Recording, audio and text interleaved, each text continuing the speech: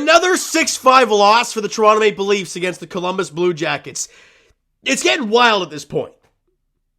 Less than a month ago, this exact thing happened, except it was in Toronto, and the Leafs came back from a 5-0 deficit, tied the game, and lost in overtime. But the same thing happens because the same goaltender's in the cage. Ilya Samsonov gets the start, and I mentioned in the last video that I thought he would get the start, but for me, this was the last straw. You're playing Columbus on the front night of the back-to-back. The Leafs played overall really good in front of them. Yes, there were some costly turnovers leading to goals, but you'd like your goaltender to be able to make a big save for you. Because if you're a player and you know your goaltender behind you is not very confident and is full of holes, you feel like you have to play perfect. And when you do that, you play stiff and it goes bad. And you saw it tonight. Now, I'm not going to blame Samsonov for all of the goals because, yes, there were some really bad turnovers from the Leafs. But you'd like a save here and there. And you just didn't get it. 6 goals on 21 shots, a .714 save percentage. Whatever. It just is what it is at this point. And it's weird because, yeah, people want him sent to the Marlies. But who are you calling up? And I know people are going to get all horned up for Dennis Hildeby because he's had some really good numbers with the Marlies this year. He hasn't played very much. He's like a 22-year-old rookie goaltender who hasn't played very much in the AHL. That's a very scary thing to do. But Samsonov at this point is unplayable. So you're kind of, unless the Leafs go for a trade, which I don't really want them to try and acquire a goalie, because you know what Joe Woll is. I'm comfortable enough with Martin Jones. But my God, it's getting to a weird spot where you might have to. Let's break down this game and then quickly touch on it at the end.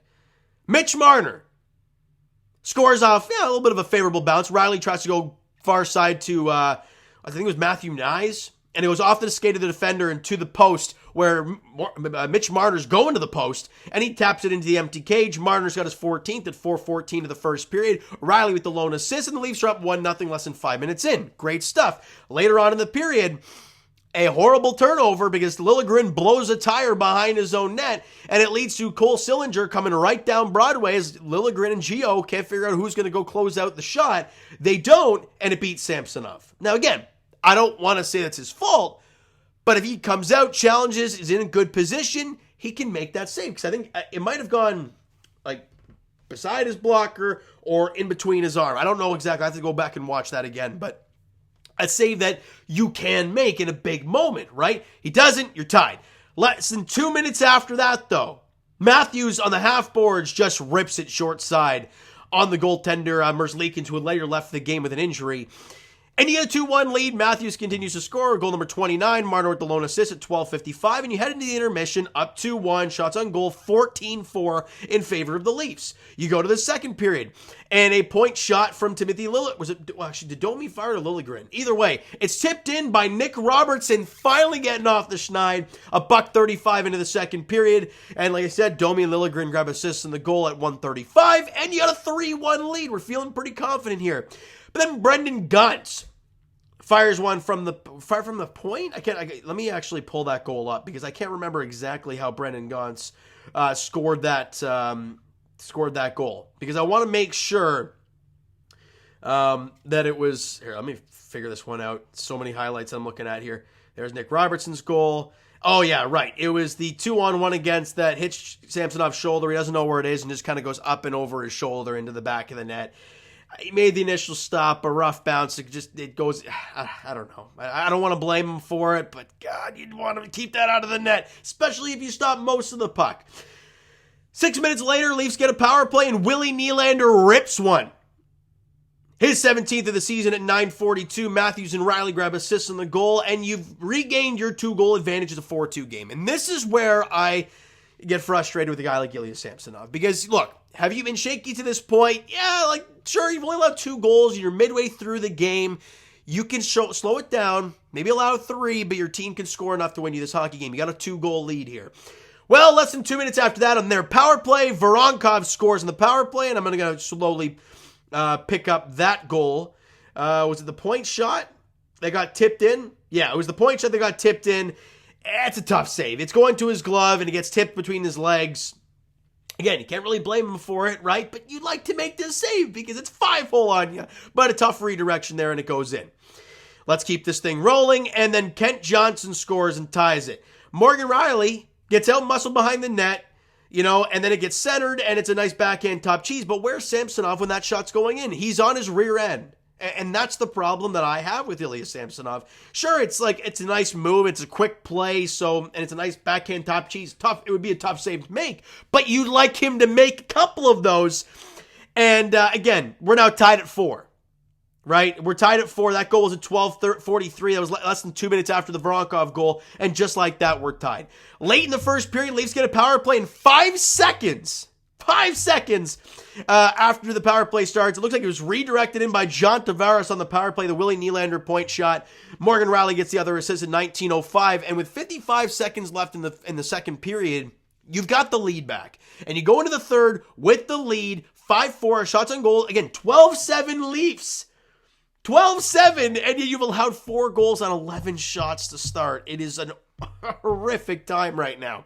And you go in the third period, and they're starting the pressure, right? Samson makes a couple decent saves, and you're like, okay, maybe he's going to put this together, put a good third period, and even if you win 5-4, if he shuts the door, you're feeling pretty confident. But with less than 7 minutes to play, Adam Fantilli comes down in the rush, and sure, the shot was between the legs, and it was a really nice release, but it's off the rush, and it beats him low glove far side. It's a goal that just cannot go in the final 10 minutes of a game to tie it. On the road. You just can't have that happen. And that right there was the gut wrencher for me. You saw Samsonov reaction. He's kind of like slouched. God damn it. And I get it, but it's a painful look for Leaf fans.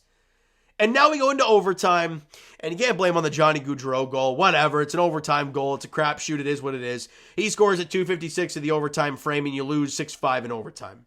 Shots on goal for the game, 33-21. And you lose 6-5 in OT.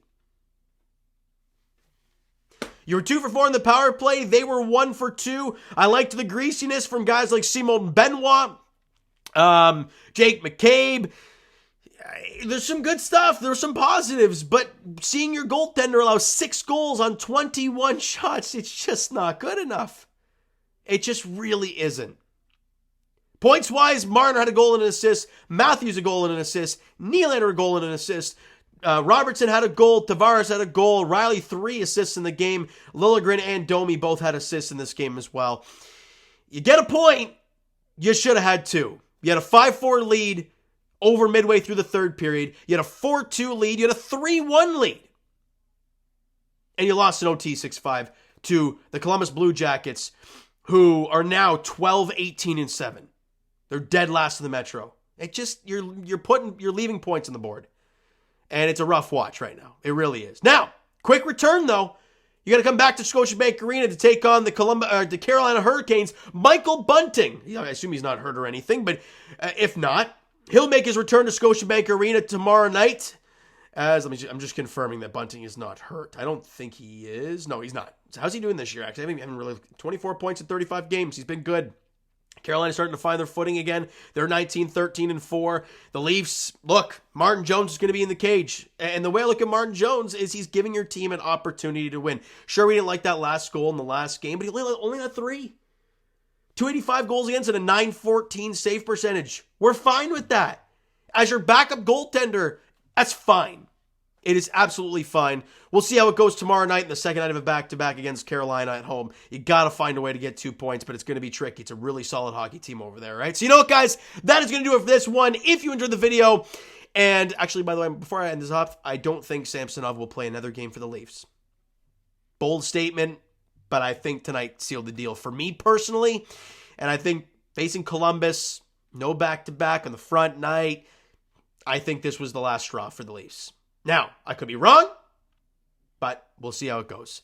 All right, so you know what, guys? That's going to do it for this one. If you enjoyed the video and the offense today, hit the like button. Do appreciate it. Hit the subscribe button. If it's not already, comment down below. Thoughts on the video, thoughts on the game. Would you like, would you not like from today's game for the Toronto Maple Leafs? Twitter, Discord, Instagram, TikTok, all that stuff is down below. So follow up there if you're not done so already, and I'll talk to you guys Raptors tomorrow as they are in Detroit taking on the lowly Pistons We'll see what happens there. And as for the Toronto Maple Leafs, they're back in action tomorrow as well as they come home to take on the Carolina Hurricanes at Scotiabank Arena. 7 o'clock puck drop there. Thank you so much for listening and watching. I hope you enjoyed the video and not the result. We'll talk to you guys then.